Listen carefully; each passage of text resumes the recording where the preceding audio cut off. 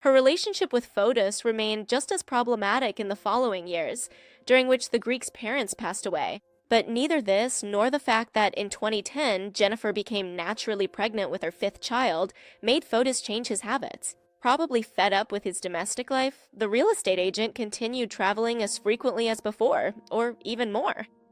Jennifer's fifth pregnancy hadn't been planned, and he had made his stance very clear. His business was sustained by his father-in-law's money, and his oldest children weren't even 7 yet, so he wasn't in favor of having another child.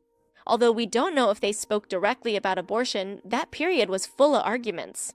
Jennifer considered that pregnancy almost a miracle, and that's why she flatly refused not to go through with it. And so, on October 10th, 2010, the fifth daughter was born, whom Fotis wanted to name after his mother, something Jennifer disagreed with, causing a new argument in which she finally gave in. The baby ended up being named Cleopatra Noel, instead of just Noel as she wanted. By then, the house in Canton had become too small, so the Ducloses had first moved to a house on Charlotte Court in Avon, a Connecticut town characterized by the high economic level of its residents. Shortly after, they moved to one of the four group homes, also in Avon, but this time at number 585 Deer Cliff Road.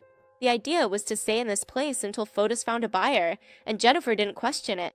Over time, evidently, Noelle got used to the routine of her home and her siblings, giving more free time to her mother, who, at that time, made use of the office on the second floor of the house, starting work on a thriller book.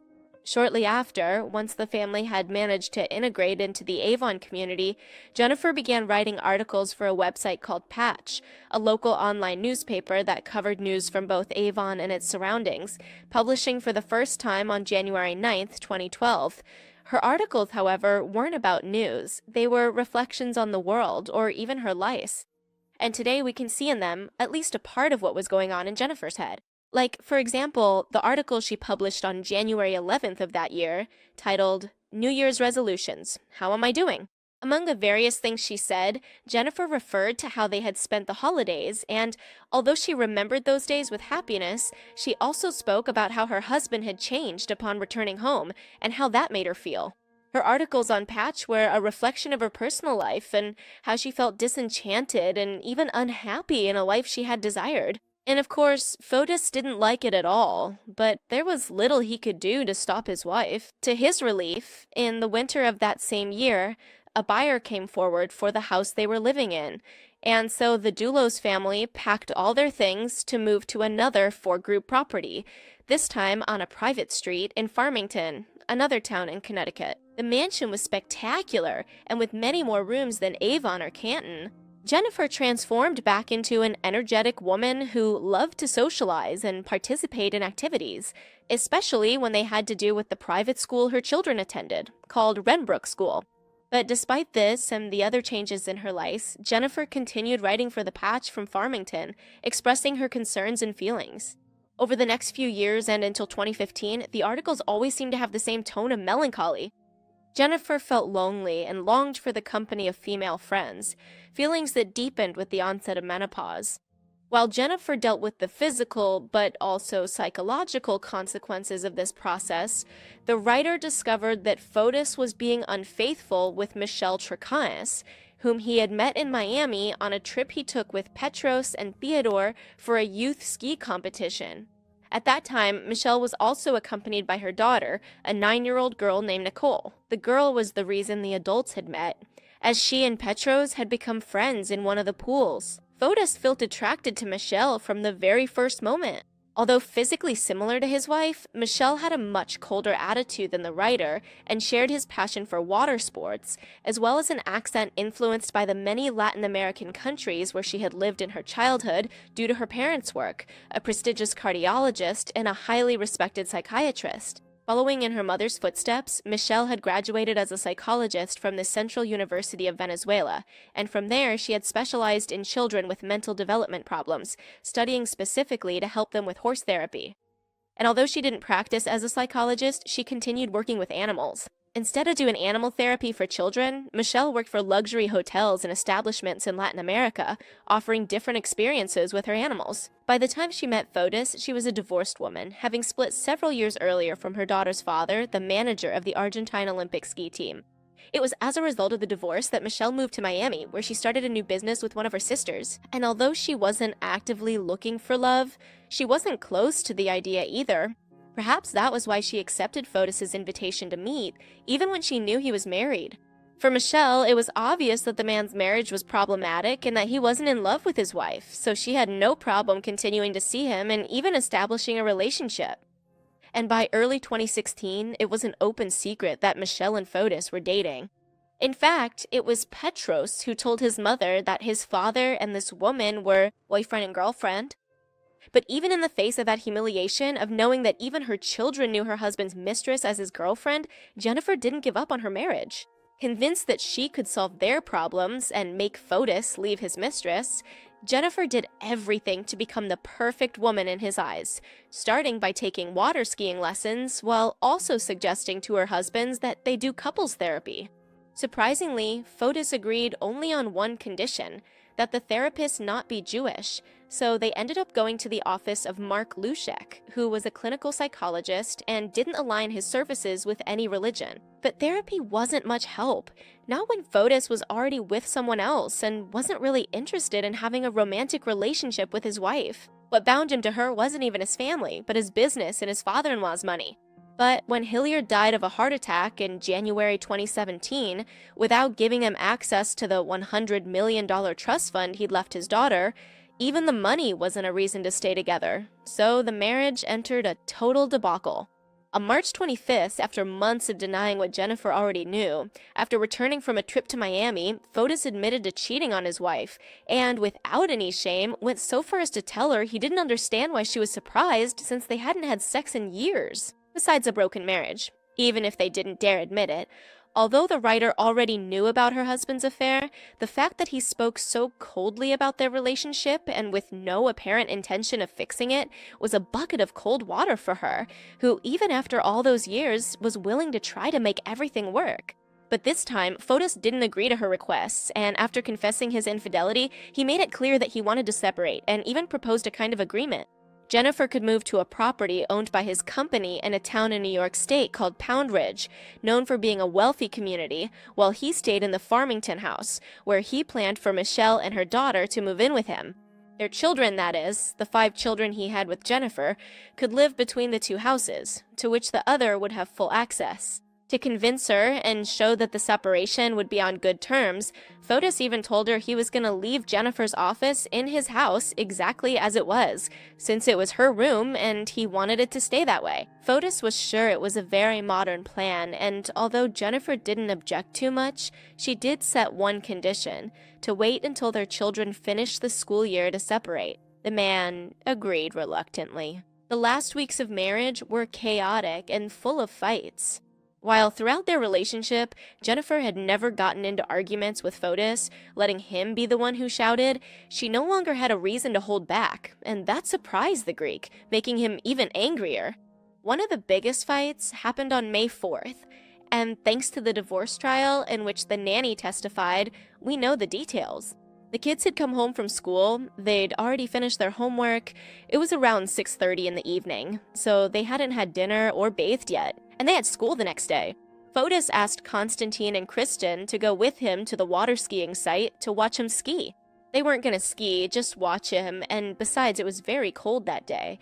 And just as he was leaving with them, Jennifer arrived at the same time and saw they didn't have jackets or anything on, and she said no. They haven't even had dinner yet. It was already 6:30. Then Fotis went back into the house, into the kitchen, and Jennifer kept saying no, that they weren't going. So they started arguing. The nanny was there, she witnessed all this, and said that she then took the kids upstairs to Christian and Konstantin's room and closed the door, and they started doing a puzzle to distract him a bit. They heard the screams coming up the stairs, and Fotis suddenly opened the door and said, come on, we're going to the lake." Well, Jennifer was saying, no, they're not going. While the nanny kept trying to focus on the children, making sure they didn't pay much attention to the fight, Jennifer went up to the second floor and the screaming continued. And that's when the nanny heard Fotis start yelling at Jennifer, telling her she was a certified crazy person, screaming about her. And that was the first time the nanny saw Jennifer really stand her ground against him and say they weren't going. She stood firm on that they weren't going. That's when the nanny says she heard how the man answered his wife. "If you come at me, I'll come back 100 times stronger." Lauren didn't just recount this fight, but all those that followed during those weeks, and how with each one, Fotis became increasingly violent, putting Jennifer in a state of constant terror. But true to her word, as much as she wanted to, the writer didn't leave the house until her children finished school on June 8th, 2017. That same day, when they got back from school, they explained they were separating. Besides telling them the plan their father had devised, which involved Jennifer moving somewhere else. Although they were one step closer to the long-desired separation, Fotis continued to behave violently, so after another fight, Jennifer decided to start divorce proceedings in Stamford Superior Court. In her application, Jennifer expressed her concerns through a written letter, saying, for example, "I know this will make him furious, and in some way he will seek to harm me." Later, she explained that Fotis himself had confessed to her that he had grotesque fantasies of getting revenge on her. Given the situations described in the letter, the court determined it was urgent to start the divorce process, where Jennifer elaborated on some of the things she'd said before, like, for example, that Fotis had a gun in the house for which she had no permit, and that, according to him, was for protection, even recounting how this man had threatened her more than once to take her children, where she could never see them again, meaning to kidnap them. Obviously, all these accusations were denied by Fotis and his lawyers, who, in turn, tried to focus on Jennifer as a mentally unstable person, which had led to the family's current situation. The divorce dragged on for months, and in early 2018, with no end in sight, Jennifer requested what's called an emergency custody order to be able to have her children with her until the trial ended and the custody trial could officially take place. In March of that year, she was granted not just that kind of special permission, but directly full custody of her children. And although Fotis still had rights over them, it was determined that he could only see the children and communicate with them through monitored visits and calls. With everything that was happening between them, Jennifer obviously hadn't gone along with the plan that Fotis had originally proposed to her. Instead of moving to Pound Ridge, as he wanted, with her mother's help, she'd rented a beautiful house in New Canaan, a place full of well-to-do families, where the population has an approximate income of $215,000 a year, ranging on average from $215 to $240. Thanks to Grace's help, Jennifer had already enrolled her 5 children, in the New Canaan school, paying more than $45,000 for each of them. Adapting to her new city with everything going on wasn't easy.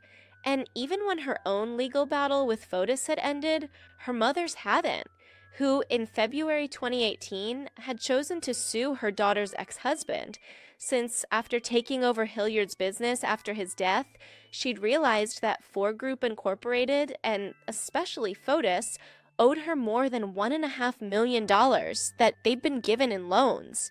This civil lawsuit not only influenced the decision in the couple's divorce trial, but it also caused the tension to increase significantly. But Jennifer tried to stay out of all this, focusing on the new stage that had begun. Adapting to the new conditions of her life wasn't easy for Jennifer. After a long judicial divorce process, the writer had to face the reality that her dream of the perfect family had been shattered after 14 years of constant effort to prevent exactly that from happening. But in addition, she and her children had to get used to life in New Canaan, where they didn't know anyone. Despite the drastic changes in their lives, they had the help of Gloria, Jennifer's mother, and Lauren, the nanny who had helped her with her children since they were born. Thanks to her mother's financial help, Jennifer had managed to buy a 6-bedroom mansion at number 69 Wells Lane. And also, as we said before, her mother was taking full responsibility for paying for her children's education, taking a huge weight off the writer's shoulders. Lauren, for her part, although she hadn't moved in with them and still lived in Farmington, had become a huge support for her, not only for taking care of her children, but also with the help she gave her around the house. Every night, the two women would sit down to organize the next day, dividing the daily tasks between them, whether it was picking up the children from school or doing things around the house. For Jennifer, who had suddenly become a single mother of 5, it was a relief to have Lauren in her presence. Slowly, she helped her get used to this new life. By May 2019, Jennifer could say with certainty that she was finally satisfied with this life. Her proximity to New York had allowed her to reconnect with several friends, and thanks to Lauren's presence, to be able to have hours for herself beyond her children. Things with Fotis remained very tense, and often the man had no problem arriving several hours late for scheduled visits with his children, which were still being monitored by a court agent. So it was that on May 22nd, 2019, surprisingly, the real estate agent arrived so early at Jennifer's house that even the court worker hadn't arrived yet. The writer had no intention of spending more time than necessary with her ex-husband at her home, so she asked him to leave and return at the agreed time. Without starting an argument, Fotis did as he was asked and returned to pick up his children half an hour later, bringing several chocolate bunnies as gifts for the kids. Fotis was with his children until after 7:30 p.m., and after that, he returned to his home in Farmington, where he held a small party with his friends and Michelle. Jennifer, for her part, after having dinner with her children and Lauren, sat down with a nanny to organize the following day. They did the same the next night, the 23rd. The writer made sure that she would take her children to school. For that, she would use the Chevy Suburban. She would return home, have breakfast, and take her other car, a Range Rover, to go to Manhattan, where she had a medical appointment. For Jennifer, it was easier to park the latter car, so she emphasized that she was going to take that vehicle and leave the other one for Lauren to pick up the kids. They agreed that Lauren would arrive at the house at 11:30, so they wouldn't see each other before Jennifer went to the doctor, and at 12:30, the nanny would pick up the children from school to take 4 of them home for lunch, and then to Manhattan to meet their mother. The 5th of her children had agreed to go to a friend's house, so he was not included in the plans. Although it was going to be a busy day, it wasn't much different from any other day. On Friday, May 24th, activity at Jennifer's house started early. By 7:30 in the morning, the 5 children were already having breakfast. Almost half an hour later, at 7:58, Jennifer and her children got into the Chevy Suburban to go to school, which was a few miles from the house. Since the trip was short, just a few minutes later, neighborhood cameras captured the same car returning, but this time occupied only by Jennifer. That was the last image of the writer. As promised, Lauren arrived at the house at 11:30 in the morning in her own car, parking the vehicle in the garage. Before even getting out, she realized something was wrong, as the Range Rover SUV was parked there, unlike the Chevy. Jennifer had emphasized taking the Rover so much that it immediately gave her a bad feeling. Confused and already worried, Lauren entered the house through the garage, and the first thing she noticed in the living room was her boss's purse on the floor. The idea that Jennifer would have gone to New York without her purse seemed illogical to her, and she quickly realized that several things seemed out of place. In the kitchen, for example, there was an unopened granola bar and a full cup of tea. Something very strange, since Jennifer never left beds unmade or dishes unwashed. In fact, she was so tidy that she wouldn't even leave a cup to be washed, even if she didn't have time, so the fact that she had left her breakfast like that was truly unusual. Still thinking about it, Lauren left the cup in the kitchen sink and put away the granola bar before grabbing a roll of paper towels from one of the cabinets to clean the table. However, she found something else there too. There were 2 rolls of paper left, and that caught her attention because the day before, she herself had left a pack of 12 rolls there. 12 rolls? I mean, there was a pretty big difference. So what had happened that they'd had to use 10 rolls of paper towels?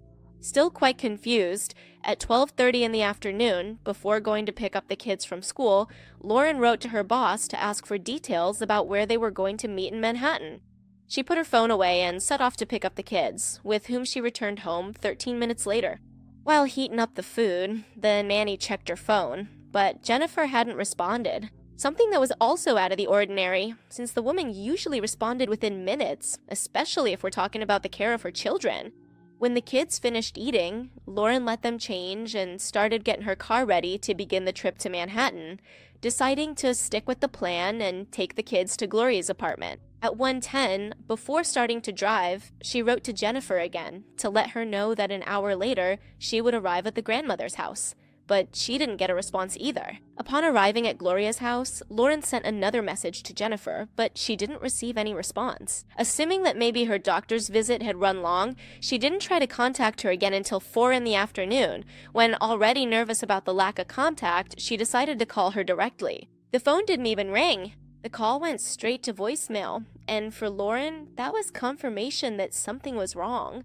In the several years she had been working with her, Jennifer had never turned off her cell phone, so after asking Gloria to watch the kids, the nanny decided to head to the office of the doctor the writer was supposed to visit. When she arrived and asked for Jennifer, the receptionist let her know that her boss hadn't shown up for the appointment. With her stomach turning, Lauren went out and started calling different people in her boss's circle who might know where she was.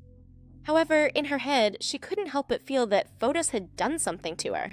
After calling several of Jennifer's friends without anyone knowing anything about her, in the company of the writer's best friend, also named Lauren, that night, the nanny reported her absence to the New Canaan police. During the previous hours, Fotis had contacted the nanny to arrange the details of his visit the next day, and suspecting him, Lauren didn't respond until she spoke with the police and asked for their advice. The officers assured her that she could talk to him. So at 8:41, Lauren called him and told him what was happening, although he didn't seem concerned. Instead of asking about Jennifer, Fotis asked her about his children and if they were at Gloria's house.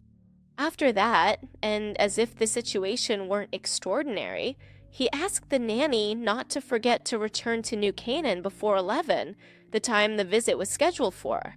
All that early morning, Fotis wrote to her and called her so she wouldn't forget the appointment. Considered one of the safest cities in the state, and even in the entire country, neither the New Canaan police nor its population were used to something like this happening.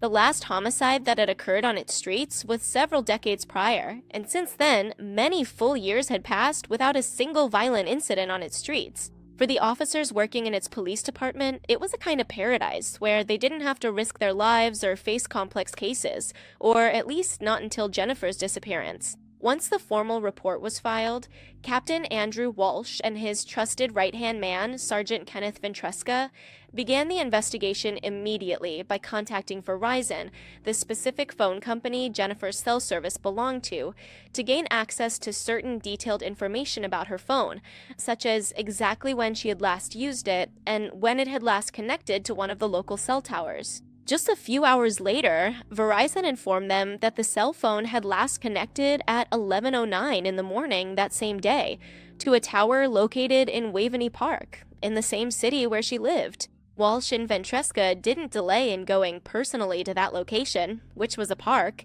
even though it had already gotten dark. Near the park's boundaries, on Lapham Road, they found Jennifer's Chevy, which Lauren hadn't seen at her house. The rear of the vehicle was resting against a tree, and as they approached, they saw that the keys were not in the ignition. The gear shift was set to reverse, and both the doors and the windows of the car were closed. Upon illuminating the interior of the Chevy, they realized there were traces of a substance similar to blood, as if someone had tried to clean it up. While they were investigating the car, 2 other police officers had been sent to Jennifer's house to check it, thinking that perhaps the owner might have somehow returned. These 2 agents knocked on the door several times and rang the doorbell just as many, but no one answered. So they ended up calling Lauren to get the garage code and enter through there. When they entered the garage and shone their flashlights, they realized that on the floor there were stains of a red liquid that appeared to be blood. In addition to the stains on the floor, there were also several spatters on the walls and even on the Range Rover. According to what they wrote in the report, bloodstains were specifically found near the trash can in the garage. Also, on the driver's door of the Range Rover, there were signs that someone had tried to clean the floor and partial bloody footprints. Clearly, something else had happened in that house, and following the expected procedure, the New Canaan Police Department contacted the Connecticut State Police Major Crimes Unit to work with them on the investigation. 8 hours had passed since the report of Jennifer's absence was made. But thanks to the joint effort, investigators had already managed to reconstruct the woman's final moments using information provided by Verizon and security cameras located around the house. At 7:50 in the morning that Friday, a neighbor's security cameras had captured Jennifer pulling the Chevy out of the garage and parking on Wells Lane, leaving it ready for when her children finished breakfast. A few minutes later, you can see the children getting in and the car driving off. 8 minutes later, at 7:58, Jennifer's car arrives at New Canaan School, and her children are seen getting out to enter the school after saying goodbye to their mother. At 8:05, another neighbor's security system records Jennifer's car driving down the same street toward her house. A new image of the Chevy is recorded 2 hours later at 10:25, when cameras captured the car driving away down the street from her house. From this recording, police attempted to track the vehicle through security cameras installed along the city streets. That's how they discovered that at 10:38, 13 minutes later, Jennifer's Chevy arrived at the location where police had found it that night. At 11:09, Jennifer's cell phone was turned off. Regarding the blood found in the garage, detectives decided to ask the chief medical examiner for the Connecticut State Police, James Gill, to analyze the evidence they had found. According to him, it was clear that Jennifer had sustained one or more serious injuries, or ones that were simply unsurvivable without medical intervention. Although they couldn't confirm Jennifer had been murdered or that Fotis was involved, given his history and the messy divorce, on May 25th, Fotis Dulos was called in for questioning. They didn't have strong suspicions yet, just a desire to find Jennifer. The man promised to be at the police station at noon, but didn't arrive until 2:37, accompanied by his lawyer, Jacob Pietranker, who, by the way, wasn't even a criminal lawyer. Since Fotis arrived before his lawyer, he went in without him and exchanged a few comments with them. However, when Pietranker joined them, the lawyer made it known that his client had no intention of cooperating with the authorities. Fotis' attitude caught the attention of all the officers. Even in the first call they had with him, it seemed the man didn't care much about what happened to Jennifer, and that was confirmed when they saw him in person. Although he claimed to be incapable of murdering his ex-wife, everyone around Jennifer seemed to think otherwise, and Fotis' subsequent actions led police to think the same. His children were still at their grandmother's house with Lauren, who had stayed there to care for them and help the woman, who was already elderly. Since the day of the disappearance, Fotis had constantly called the nanny, trying to get her to tell him his children's whereabouts and leave them in his care. Since Lauren refused to answer, on Sunday, May 26th, Fotis traveled to Gloria's apartment on 5th Avenue in New York. He wanted to get his children, but didn't even make it past the lobby, as the receptionist stopped him because Gloria had ordered that he not be let in. This started an argument that led the women to call 911. When New York City police officers arrived, Fotis told them his mother-in-law had kidnapped his children and wouldn't let him take them home, something they quickly dismissed when they contacted the New Canaan police. Fotis was not allowed to be alone with his children by court order. 2 days later, through his lawyers, Fotis went to court to request full custody of his children while the police investigated their first lead. They believed that Jennifer had been murdered near the park where they had found her car. Given the condition in which it was found, it was most likely that the woman had been confronted while in the vehicle, and her attacker had forced her to go to Waveney Park, where he probably left her lifeless body. With help from the New York Police Department, an operation was set up with helicopters, trained dogs, and dozens of officers on foot to search for the body. Authorities even asked any neighbor with a drone to help with the search. And although not many knew her in New Canaan, several people joined in. However, despite the efforts, no trace of Jennifer was found, and the press began to talk about the possibility that the mother of 5 might have actually run away, but detectives didn't believe that was the case. Refusing to let the case go cold and remain unsolved, the police requested a search warrant for Fotis' phone. Both he and his girlfriend Michelle had already been questioned without anything interesting coming up, as they both had alibis. Michelle stated that on May 24th, they had woken up at 6:40 in the morning, and after having sex in the shower, she went downstairs to make breakfast for her daughter. After she got up and ate, they dropped her off at school in Renbrook, later stopping at a store called Stop and Shop in Simsbury. Coincidentally, to prove they had been there, the couple had taken a selfie. Fotis told the same story, adding that after returning from the store, he spent the rest of the morning working in his home office, and even gave more details about his day, claiming that at 10 in the morning he had called one of his friends in Greece, and after the call, he had gone to 80 Mountain Spring Road, where he was fixing up a house for his business. Obviously, the police hadn't just taken their statements at face value, but had gone to corroborate them, especially Fotis's. Thanks to his cell phone's GPS, they were able to confirm the first part of his story. At 2 in the afternoon, his phone had recorded the man leaving his house at 4 Jefferson Crossing for the new house and staying there until 3:38, when his cell phone located him back at his home, and at 5:21, he was back at Mountain Spring Road.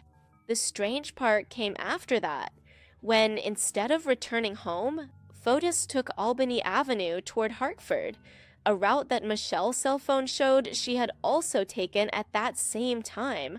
Hartford is the capital of Connecticut, so it wasn't necessarily strange for them to travel there. What was strange was that they went to Albany Avenue, one of the roughest areas in the entire city. Those who weren't from the area only traveled there for illegal purposes, whether it was to get drugs, hire sex workers, or something even shadier. When they asked Michelle directly what they were doing in that place the afternoon Jennifer disappeared, the woman was unable to give a very convincing answer. She said, "Fotis was the one driving, so honestly I didn't know where we were. I realized it was a strange place, but I was on my phone, so I didn't pay much attention to it." However, the police were far from believing her. Thanks to cameras located in that part of the city, they were able to track Fotis's car, a Ford Raptor, traveling down Albany Avenue at 1932 until it turned on the Milford Street. In that shot, the cameras were able to capture several black trash bags in the back of the truck. 7 minutes later, at the intersection of Albany Avenue and Garden Street, the footage shows the Ford Raptor coming to a complete stop and a man stepping out of the vehicle wearing a light-colored shirt, dark pants, and a distinctive baseball cap. The driver takes a trash bag out of the back of his vehicle and throws it into one of the bins before getting back in the car and driving to Center Street, where he repeated the process. The car is last seen at 1950, now without any bags. Although the images weren't in excellent quality, it was easy for the police to identify the couple traveling in the Ford Raptor. Without a doubt, it was Fotis and Michelle. And to confirm it, they had found a video in which the car stops and the woman, still talking on the phone, opens the door and throws something out. To them, it was proof that Michelle had disposed of evidence and was, therefore, at least an accomplice to her partner. Even though the most logical thing was to retrace the path they had seen the car take as quickly as possible, for some reason, the police let 48 hours pass before analyzing the trash bins. By the time they went to look for most of the evidence the suspects might have thrown away, the sanitation services had already emptied the bins, and their contents had ended up at a recycling plant where everything had already been burned or destroyed. Luckily for them, the cleaning hadn't been done everywhere, so they were able to find 22 items of evidence that would serve to point to the couple. Bloody paper towels, a broken mop handle, a blood-soaked sponge, a pair of black gardening gloves, a pair of Husky brand gloves, a poncho also stained with blood, a bath towel, a blood-soaked bra, and a shirt that was later determined to be Jennifer's favorite. Upon analyzing all these items, it was determined that the blood on them belonged to none other than the missing woman. Just a few hours after these macabre discoveries, a man living on the street approached the officers to tell them a detail. He said that on the night of May 24th, he had found a bag with a bloody knife and a pillow. He left the pillow in the trash and took the weapon with him, selling it to a man named Futch for the equivalent of $10 in drugs.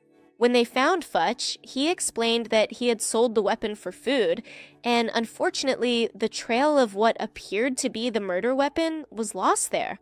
With no murder weapon, body, or clear evidence linking them to Jennifer's death, it was decided to raid both the house where the couple lived and other locations, such as the offices of Ford Group Incorporated, to find out a bit more. It was in the business's trash that they found pieces of a paper titled Alibi Script.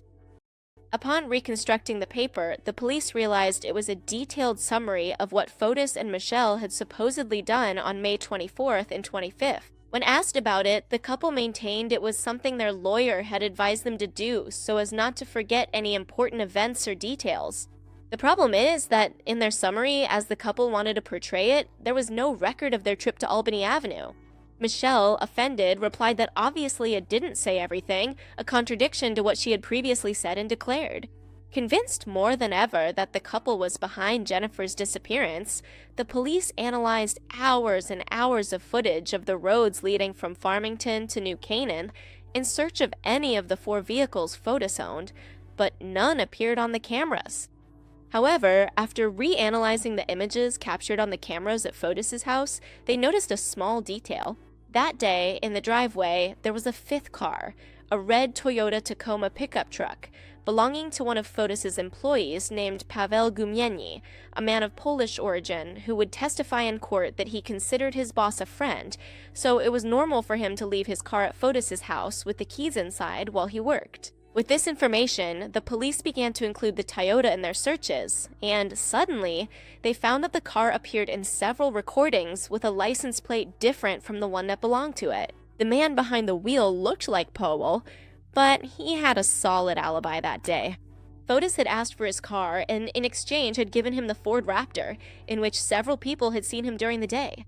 At nightfall, when he went to his friend's house to pick up his Toyota, he didn't find it, so he decided to go to the house where Fotis was working on Mountain Spring Road, and even before parking, he recognized that his truck was there. When he approached, he found Fotis and Michelle having relations. After getting dressed, Fotis insisted his friend take the Ford, but Powell really needed his Toyota, so an argument broke out between them. Finally, Fotis returned the keys on the condition that he changed the car's back seats. A few days later, Fotis asked for his truck again, and when Powell wanted to know why he was suddenly so interested in the truck, his boss only replied that he wanted to clean it because he was never going to do it. During one of his interrogations, Powell also spoke about how Michelle, on more than one occasion, had shown a hatred toward Jennifer, even going so far as to say she was going to kill her. By June 1st, 2019, the police had enough information in their possession to arrest both Fotis Dulos and Michelle Troconis.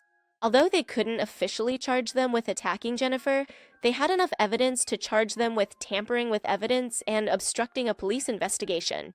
While these weren't the charges they wanted, with this indictment, authorities ensured they could seize the couple's passports and monitor them constantly via GPS, thus preventing them from fleeing to Greece or anywhere else. Neither of them spent more than 2 days in prison. Both posted bail and partially regained their freedom, but the case was far from over. Both continued to be interrogated practically every day, and that's how Michelle finally broke in August of that same year. During that interview, the woman confessed to having been lying in her previous statements. She said that in reality, she hadn't seen Fotis after waking up at 6:40 on May 24th until the afternoon, and she admitted that her partner hadn't been at the house all morning, but rather had left in the Toyota and left his cell phone at the house to make it look like he'd been there. Upon returning, the first thing Fotis had done was start cleaning the truck, and in the process, he handed her several bloody objects that he ordered her to put in trash bags. Michelle admitted that at that moment, she knew her boyfriend had murdered Jennifer Dulos.